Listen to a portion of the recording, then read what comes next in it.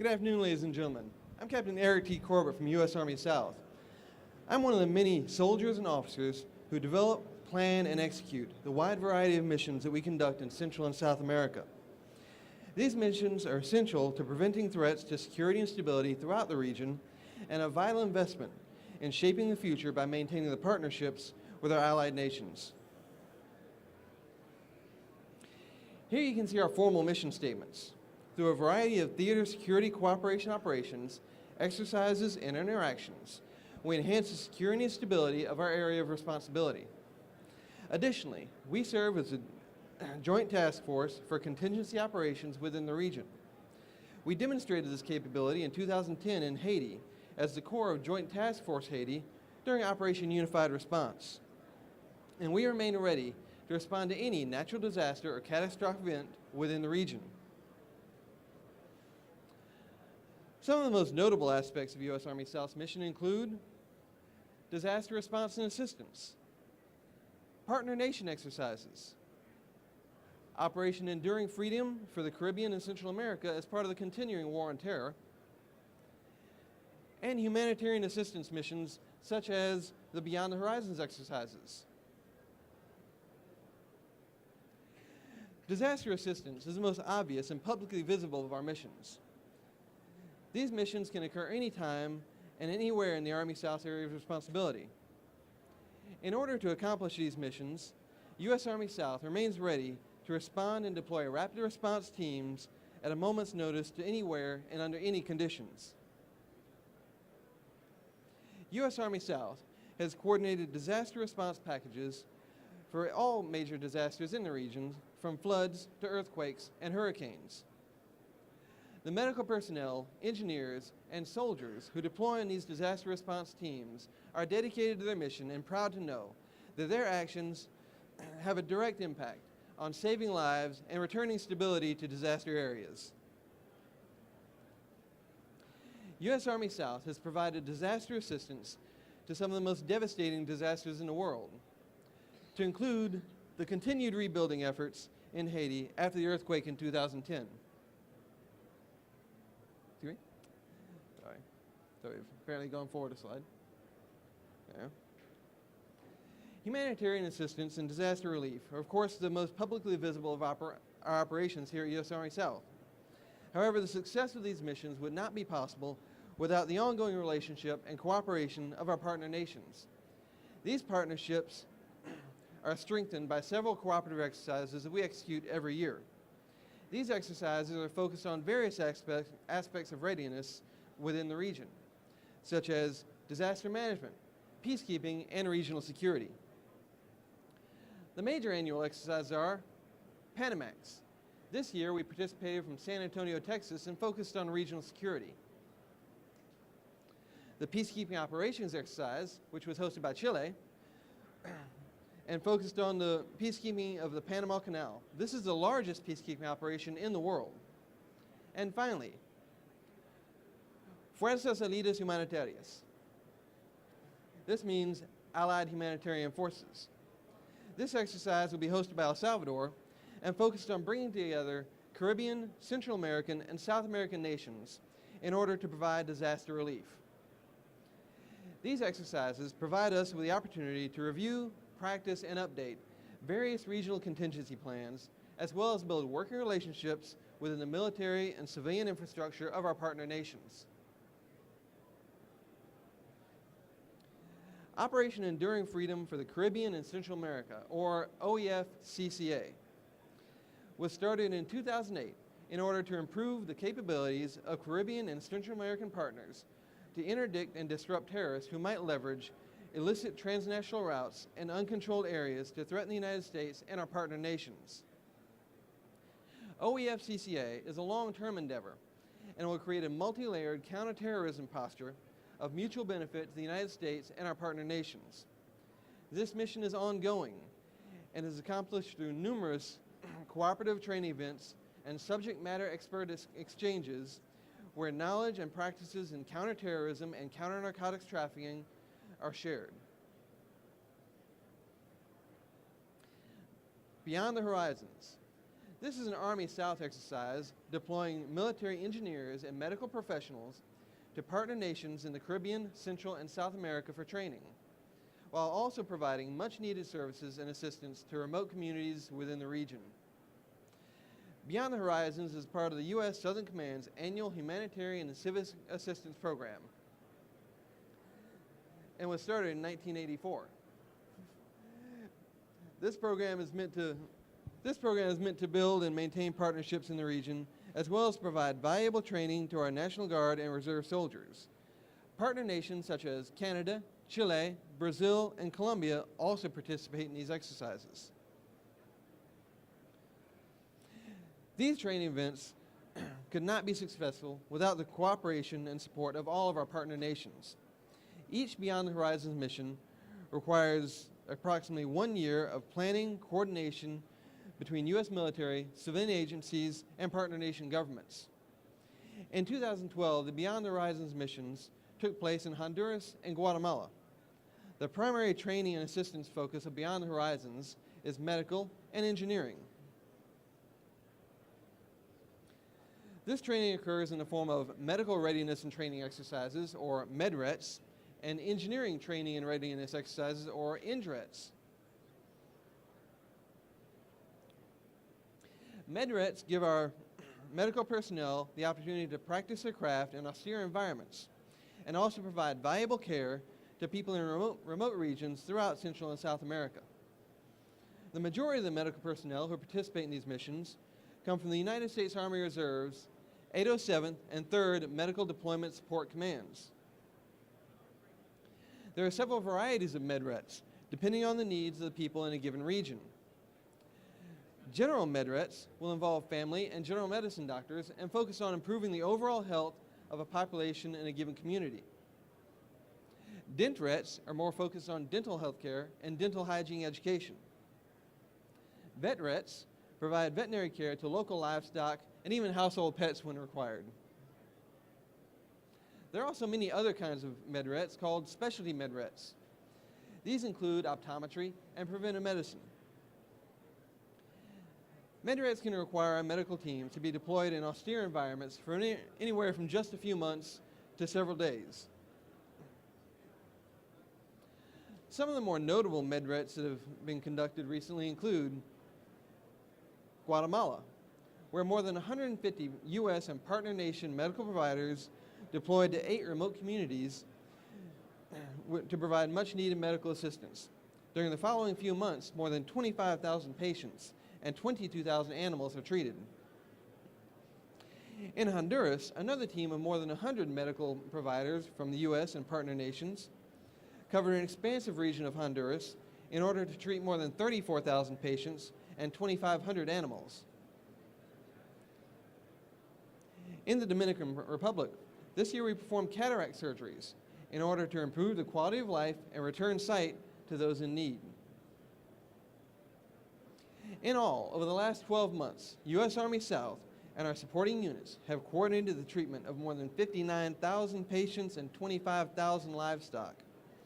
These medical missions are essential to stability among our partner nations and vital to building goodwill and cooperation with the civilian population and our partner nation governments.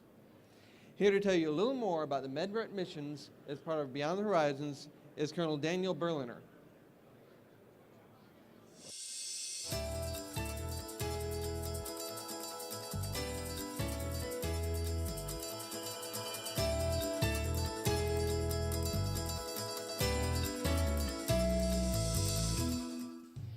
This medical readiness training exercise, known as MedReady, has taken place here in Guatemala to provide medical services of a general nature to the people of this area. We are here for 5 days and have already provided care to approximately 700 patients per day. We provided general medical care, dental care, and eye care, as well as teaching the patients preventive services to help them have better hygiene, to help them learn how to handle common medical ailments. MedReady in this region and in any region throughout Central and South America and the Caribbean provides services to patients who generally don't have access nor can afford the medical services that may or may not be available in the local community.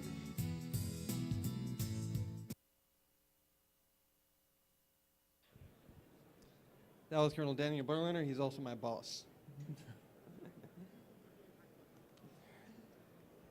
Humanitarian construction projects are conducted simultaneously and in the same host country as the MedReds. These engineering training readiness exercises provide National Guard and Reserve Engineer units the same opportunity to deploy away from their home station and hone their highly technical skills in difficult and challenging environments. The types of projects that are undertaken by these engineer units range from schools to medical clinics to bridges and wells. This is the best way to maintain mission readiness for both their peacetime and combat operations, while also leaving permanent quality structures that will greatly increase the quality of life for communities in remote locations throughout the region.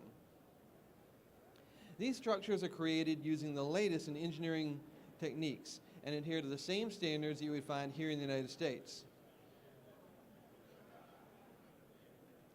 The humanitarian construction projects conducted last year took place in conjunctions with Beyond the Horizons missions in Guatemala and Honduras. And this took place over a period of 4 months. During the mission in Honduras, 2 schools and 2 medical clinics were constructed where none had previously existed, along with latrines and 1 community kitchen. The engineers were also able to renovate 1 existing school. In Guatemala, 3 more schools and 2 more clinics were constructed from scratch, as well as latrines. These projects are fundamental to perfecting skills required by our National Guard and Reserve engineers to be ready to conduct their combat missions around the world at a moment's notice. As an added benefit, these durable structures improve the quality of life for remote communities throughout our AO.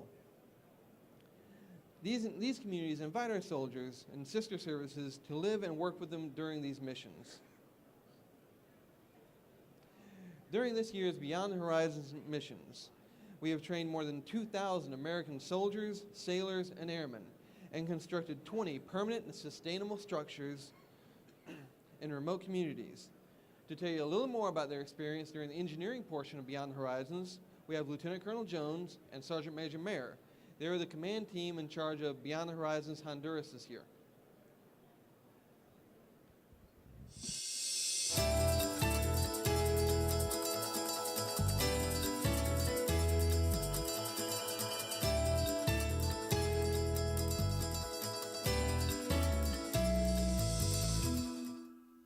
Mainly the mission is one that the units learn to deploy to Oconus and come and get the on-hands, their training for their military occupational skill.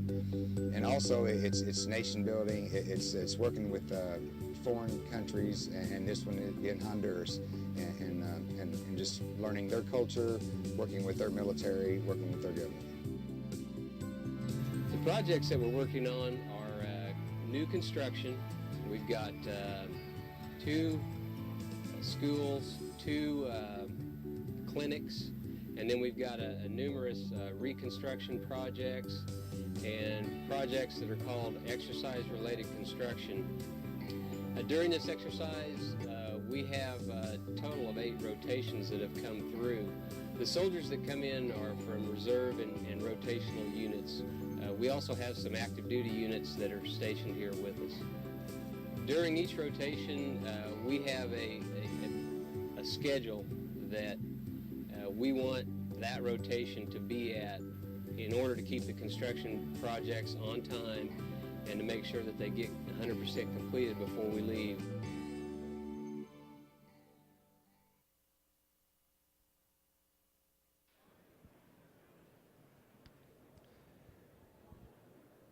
The area of responsibility for U.S. Army South is large and includes almost 30% of the Earth's surface.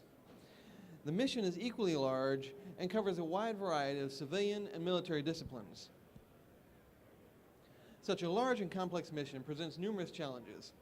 However, these challenges have always been met head-on by the dedicated and professional men and women of the U.S. Army South, their supporting units, and our partner nations.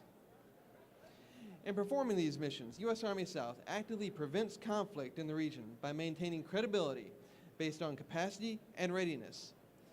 By building and maintaining strong partnerships with our nations, building their capacity, and facilitating strategic access within the region, we are able to shape the future in the U.S. Army South area of responsibility. Ladies and gentlemen, that concludes my brief today. I'll now open the floor to any questions.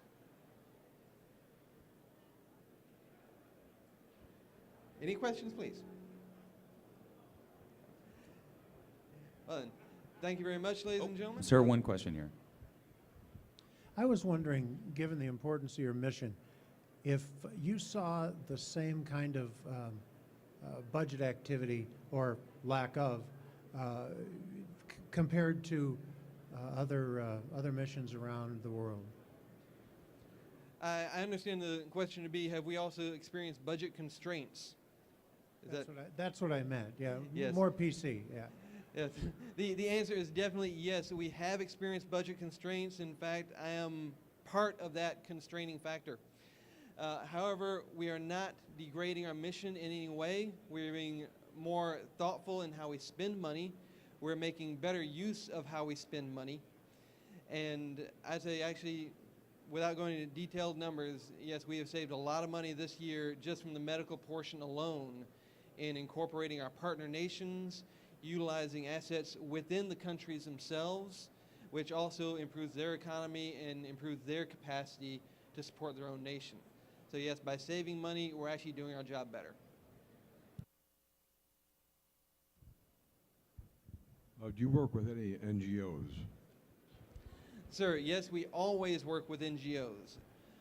Right now, we are dealing with, I'm dealing with Save the Children in El Salvador. And what we're doing is we're getting translators from them with medical background to help during our medical mission to translate from the patients to the doctors.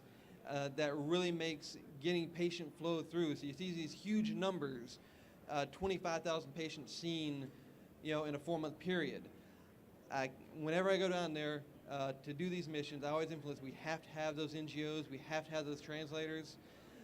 Additionally, NGOs are oftentimes long-term in the country. They have been there for years, whereas we're just showing up for a few months. They're a great local asset. They know where to get the right stuff. So yes, we do work with NGOs, and we love working with them.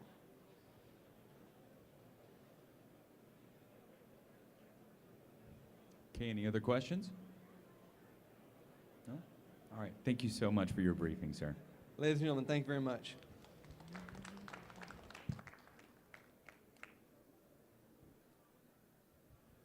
Our next briefing will begin in less than 10 minutes.